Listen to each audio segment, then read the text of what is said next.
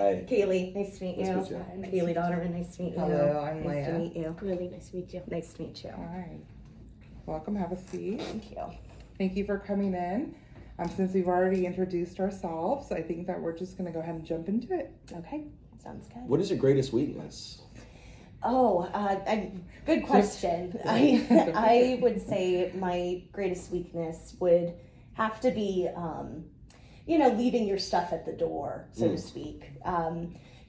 Working in education, you build a lot of connections with students, and sometimes that can be hard to leave at the classroom door when you're going home. That is true. To kind of piggyback on that, what is your greatest strength? My greatest strength, perhaps, could be classroom management. I've had to facilitate reading intervention groups with some of my past jobs as a special education aide. So general ed students who happen to have a disability would come in, and we'd do reading intervention twice a week or math intervention once a week. And to hold small groups like that, oftentimes you need very good classroom management in order for students to stay on task and not, goof around with one another. And, it's good for accountability as well. So kind of adding on to that, just tell me about maybe perhaps another time that you faced a challenge at work, and then how you handled that. Great question. There was a student who I worked with for quite a few years as a one-on-one aide, and she had a diagnosis of autism and ADHD. And she oftentimes would face difficulty with her general education teacher in regards to understanding her accommodations in her IEP. And this was a newer teacher, so that is totally understandable. But oftentimes there would be miscommunication between the two, maybe a perception that the student was off task, when in fact they were working on accommodated work, not necessarily the classroom assigned work. So when something like that happens, and it does happen every once in a while, it's important to talk to the general education teacher and make sure they're on the same page as the RSP teacher or the special education teacher. And then just give us a little overview of who you are. Tell us about yourself. Well, I've been an aide in Clovis Unified School District in the special education department for the past 4 years, and I've had a plethora of positions within that field, and I feel like I have been able to take the best parts of those positions and work them towards my future job as a general education teacher. And some of those include running the reading interventions and running math interventions and understanding new ways that curriculum is taught. You may have heard of like Common Core and all of that, and that can be difficult sometimes to facilitate with parents who maybe haven't been taught the same way as their current child is being taught. So I think that some of the strengths that I bring to that from those prior positions would be communication. So I'm a people-oriented person.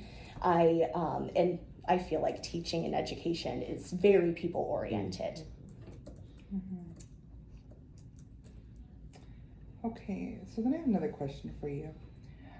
So just say on a typical day, you come in and there's no lesson plan for you.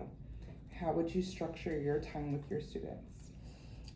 Great question. I would, first, I would go to a neighboring teacher, since as a substitute, I would be kind of coming in brand new and not really familiar with the class routine. I would go to a teacher next door, assuming they're in the same grade level, and I would ask if they have anything prepared or they have a sub-plan that they could have me utilize for the day.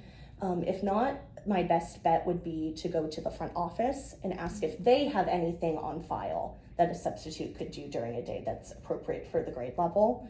And if not, then I have my own resources that I could utilize. However, I mean, it's not ideal, right? We would like district approved curriculum. However, it shouldn't really come to that. Usually the neighboring teacher or the front office will have a backup of the sub plan. Yeah, so you often enter a classroom as a substitute with no relationship with the students, and you're only there for the day. Right. How do you establish authority and rapport quickly with the students and have a relationship with them? Great question. I think the best way to do that is to almost act as though you have been there for the past school year. Maintaining authority can be presented in a few different ways. Your tone of voice, the way you speak loudly and confidently and projecting, I think helps. Also, maintaining the class rules, going over those with the students. Maintaining expectations is really important, even though the general ed teacher usually understands that it may not be a usual or typical day with a sub there. It's important to try to maintain those expectations and plans to the best of my ability. So how would you handle a situation where a student is refusing to follow instructions or just disrupting the class? Great question. I've had to deal with that before in the reading interventions and math interventions I've held. Usually, when that happens, it's important, especially taking into consideration the student's history, so to speak, their IEP. Maybe they have a 504, maybe they have a specific diagnosis that can lead to undesirable, unpreferred behaviors.